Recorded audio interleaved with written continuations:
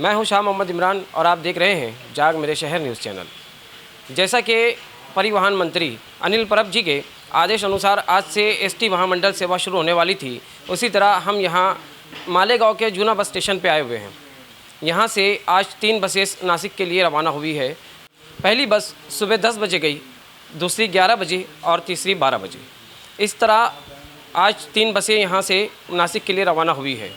देखते रहिए जाग मेरे शहर न्यूज़।